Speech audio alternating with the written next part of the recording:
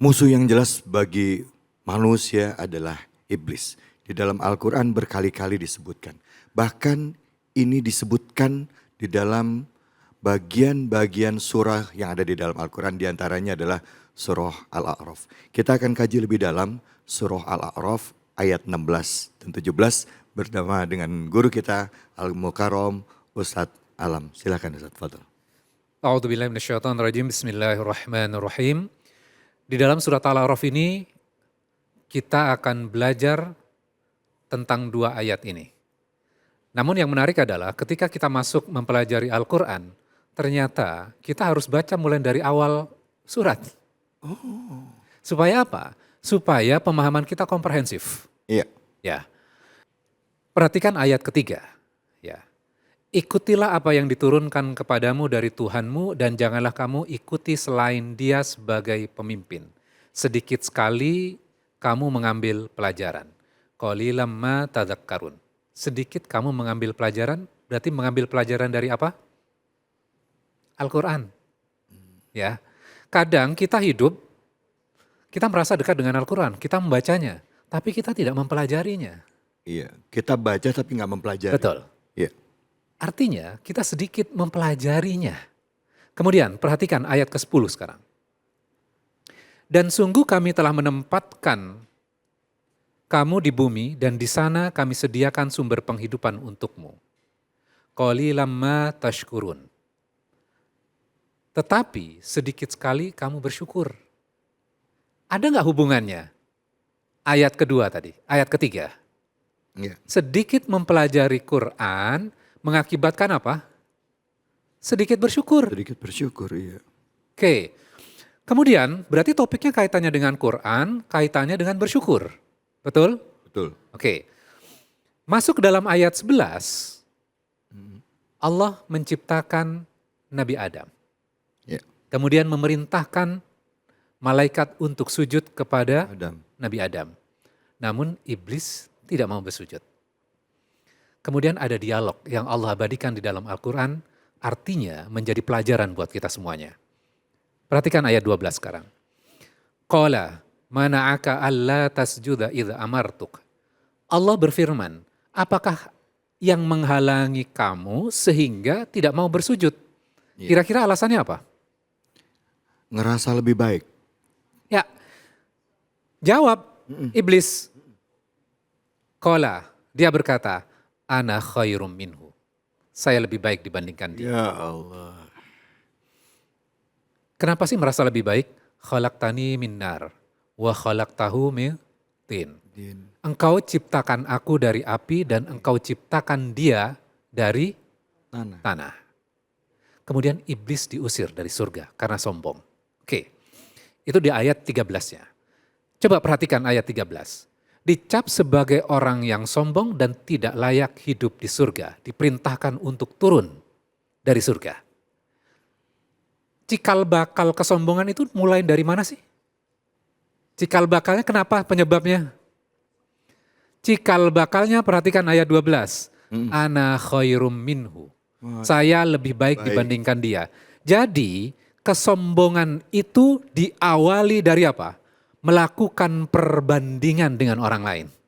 Iblis merasa dirinya lebih baik dibandingkan manusia. Nabi Adam. Iblis tahu nggak siapa yang menciptakan? Allah jelas tuh, khalaqtani min nar wa khalaqtahu min tin. Engkau ciptakan aku dari api dan engkau.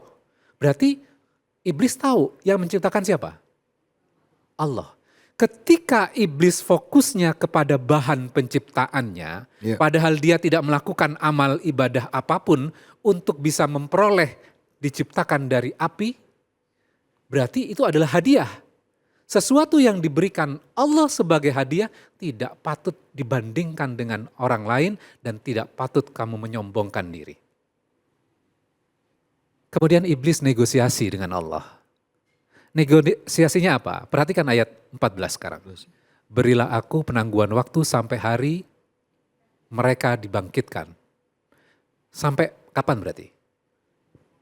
Sampai manusia dibangkitkan. Ya, oke. Terus Allah kasih nggak? Dikasih. Maka masuk ke dalam ayat 15, ya. diberikan waktu penangguhan, ayat 16-nya, "Tsumma la'atiyannahum qala fabima awaitani la'aqudanna lahum siratakal mustaqim." Ya. Dia berkata, "Karena engkau menyesatkan aku." Nah, siapa yang disalahkan? Allah. Allah. Menyalahkan Allah. Dalam kehidupan kita, ada nggak orang yang berkata, "Saya melakukan kemaksiatan itu karena takdirnya Allah." Ada. Siapa berarti yang disalahkan? Tuhan. Allah. Sama nggak kelakuannya dengan ini? Sama. Sama. Oke, ayat 17.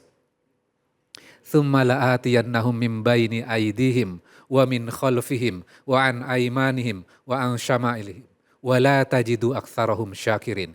Jadi, iblis akan benar-benar mendatangi kita dari depan, belakang, kanan, dan kiri. Tujuannya untuk apa? Untuk menggoda. Untuk membuktikan kita tidak bersyukur. Logikanya gini, diusir dari surga karena apa? Sombong. Sombong, ya. Logikanya ketika dihukum karena sombong, aku akan buktikan manusia itu sombong. Tapi ternyata iblis membuktikan kita tidak bersyukur. Apa hubungannya bersyukur dengan sombong? Iya. Nah, kita bisa belajar. Ternyata orang yang tidak bersyukur ekuvalen dengan orang yang sombong. Itu pelajaran buat kita. Nah, gimana cara menggoda dari depan, Dari belakang. belakang, Samping kiri dan kanan. kanan dan kiri? Depan. Apa itu depan? Sesuatu yang ada di hadapan kita. Apa itu? Masa depan. Fisik, mobil, kendaraan, harta, kedudukan, atau sesuatu sifatnya tidak material, pujian misalnya. Maka iblis akan mendatangi kita supaya cepat mendapatkannya. Dan akan menghalangi diri kita untuk melihat jauh ke depan. Dan jauh ke depan itu simbolnya apa sih sebenarnya? Kita pasti akan bertemu dengan Allah. Kita akan bertanggung jawab dengan Allah. Iblis akan mendatangi kita dari sisi depan dengan cara menghalangi kita untuk bisa melihat jauh ke depan. Kita pengen cepat-cepat dapat apa yang kita inginkan. Apa dari belakang? Apa dari belakang? Sesuatu yang sudah terjadi. Masa lalu. Masa lalu itu bisa dua hal kan? Sesuatu yang baik dan sesuatu yang buruk. Iya. Tadi kita sudah mendengar ya. Sesuatu yang buruk terjadi pada kehidupan Mbak Ria tadi. Membuat apa? Sakit hati, pengen balas dendam. Memori masa lalu yang buruk muncul kembali. Peristiwa itu sudah terjadi. Dimunculkan kembali sehingga kita melakukan action sesuatu yang buruk akhirnya. Atau memori yang baik. Kita punya kenangan yang baik. Contoh sederhananya gini. Kadang kita reuni. SMP, SMA. Kita ketemu dengan mantan. Nah, ya. Dulu masih kinyis-kinyis nih. Ya. Memori masa lalu itu sangat indah sekali dengan mantan. Iya. Dan iblis akan mendatangi dari masa lalu dan membuat masa lalu yang indah ini muncul lagi pada kehidupan kita sekarang dan pengen menghidupkannya pada kehidupan kita sekarang. Walaupun masing-masing sudah punya pasangan. Dia sudah menikah dengan orang lain dan sudah punya keluarga. Iya. Ketika dia sudah melakukan perselingkuhan ya dengan mantannya, maka sesungguhnya dia tidak bersyukur. Tidak bersyukur, kan sudah punya keluarga. Iya. Iblis mendatangi dengan masa lalu, memanipulasi masa lalu, masa yang indah yang sudah lewat itu pengen diulang pada masa sekarang. Apa godaan sebelah kanan? Sesuatu yang baik. Lah gimana caranya? Udah, kamu sholat saja, sholat. Iblis akan membiarkan itu, sholat. Sedekah, ke masjid, umroh, haji. Iblis mendatangi kita dari sebelah kanan. Kemudian membisikkan kepada kita, kamu lebih baik dibandingkan orang lain. Ya Allah. Kamu hebat, ibadahmu luar biasa. Ya Allah. Jadi ternyata orang yang sebelah kanan aman gak dari godaan? Enggak aman juga. Enggak, karena perhatikan ayat sebelumnya. Nah, saya cari ayatnya. La'aqudanna lahum siratakal mustaqim. Aku, kata iblis, aku akan duduk menunggu mereka yang berada di jalan yang lurus. Kalau orang sudah bermaksiat, ngapain lagi digodain? Iya. Malah nunggunya di jalan orang yang coba mau benahin diri ya. Ya, pertanyaan gini, perhatikan ayatnya. La'aqudanna lahum, aku akan benar-benar duduk. Loh, bahasanya kok unik ya? Ya. Bahasa aslinya, originalnya, Arabnya duduk. Duduk itu apa? Kayak misalnya perempatan ya, kadang-kadang ada polisi. Iya. Ya, kalau ada Nunggu. polisi kita nggak melanggar, Nggak langgar. polisinya sembunyi. Orang cenderung melanggar nggak? Ya, Melanggar. dong. Iya. Kemudian muncul, ketika melanggar muncul polisinya, kita ditilang.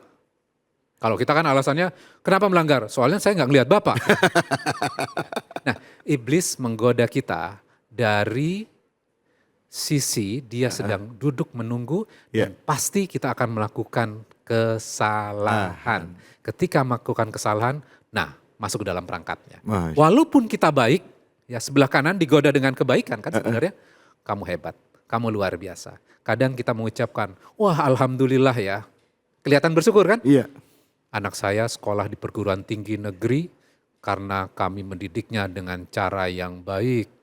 Memilihkan sekolah yang baik, kami kedua orang tuanya disiplin sekali. Kelihatan bersyukur atau tidak? Kelihatannya bersyukur. Kelihatan bersyukur. Iya. Tapi yang dipuji siapa sebenarnya? Allah atau dirinya? Diri dia. Dirinya.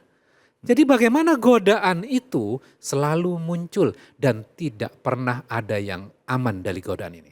Ustadz aman gak? Enggak. Sirotokal mustaqim, orang yang berada di jalan yang lurus tidak pernah aman. Masya. Jadi maka doakan ustadz-ustadz kita, kiai-kiai kita, doakan. Karena kita semua tidak ada yang aman, kita saling mendoakan. Baik, Masya Allah. Terima kasih banyak Ustadz Alam.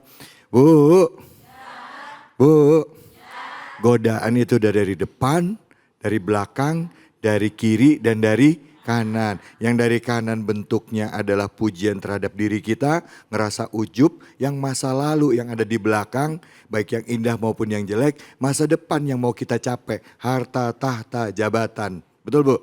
Kalau yang kiri tadi apa Mas Alam? Nah itu yang belum, keburukan. Keburukan. Keburukan. Karena yang di depan itu sebenarnya ketika kita fokus ingin ini, ingin itu, ini lagi. Kita fokus kepada sesuatu yang kita tidak punya dan akhirnya kita tidak apresiasi yang Allah sudah berikan kepada Ya diri kita. Allah. Artinya tidak bersyukur kan? Gak bersyukur. Fokus kepada sesuatu yang kita tidak punya. Iya, baik. Yang Luar biasa ya godaan luar iblis. biasa ini makanya. Artinya kalau kita kaji lebih dalam ya, kita tadaburi ya ayatnya ini ternyata kena dalam kehidupan kita sehari-hari.